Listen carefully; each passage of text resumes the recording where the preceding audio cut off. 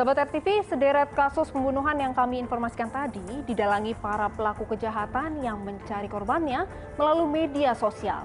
Media sosial yang harusnya bisa dijadikan wadah untuk menambah pertemanan, malah dimanfaatkan pelaku untuk melancarkan aksi kejahatan.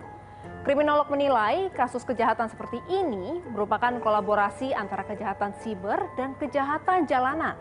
Sementara menurut pengamat media sosial, pengguna medsos cenderung membuka diri di dunia maya ketimbang di dunia nyata, sehingga hal ini dimanfaatkan pelaku kejahatan. Laporan ini sekaligus menutup perjumpaan kita kali ini. Tetap saksikan program Turn Back Crime setiap Senin pukul 23 waktu Indonesia bagian Barat hanya di RTV. Saya Felicia Wu, salam Turn Back Crime, menumpas kejahatan.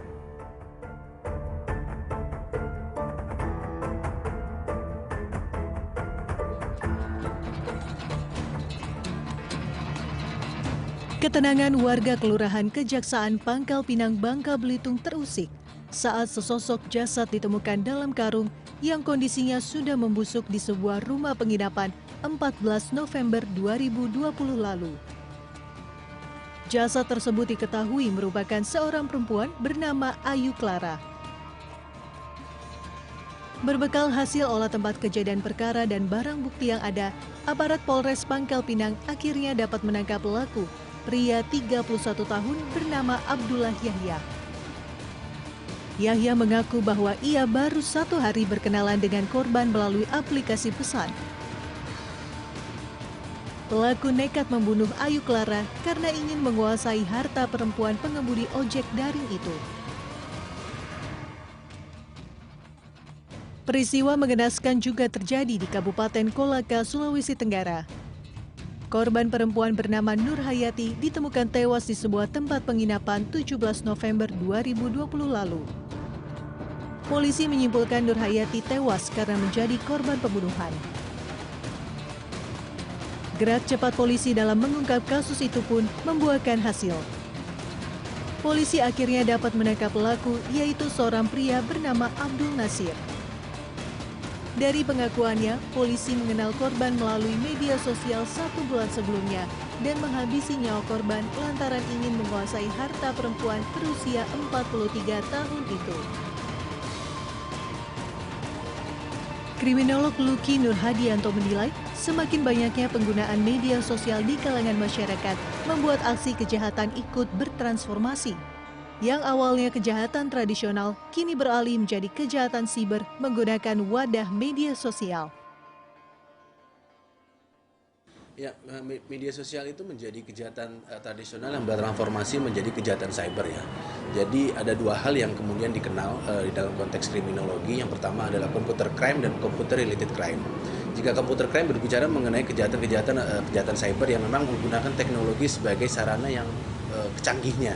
Jadi ibaratnya mereka melakukan skimming, carding, phishing, dan lain-lain. Nah, dalam konteks computer related crime ini menjadi marak di Indonesia.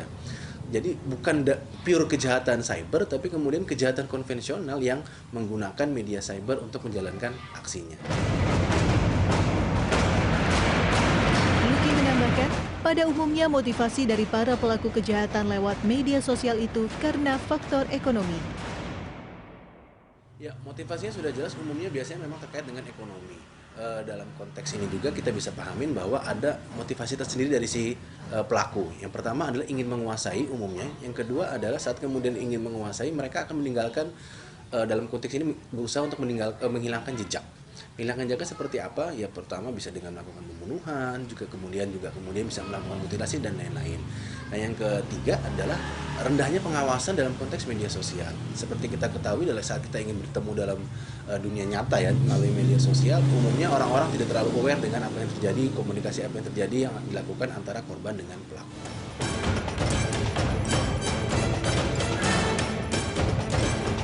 Pengamat media sosial Eski Suyanto mengatakan, banyak pengguna media sosial yang bisa lebih membuka diri ketimbang di dunia nyata.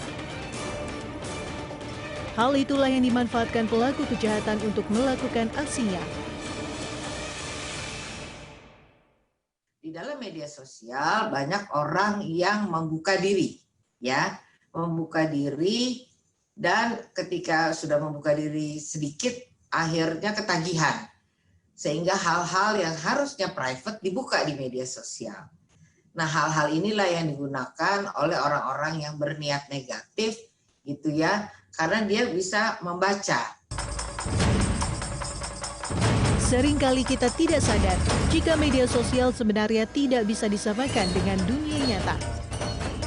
Para pengguna media sosial sudah seharusnya dapat menyaring pertemanan dan menggali informasi lebih dalam sebelum memutuskan untuk bertemu dengan orang yang dikenal melalui dunia maya.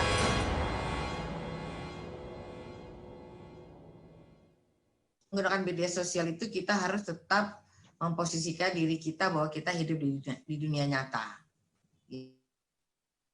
Semuanya nyata.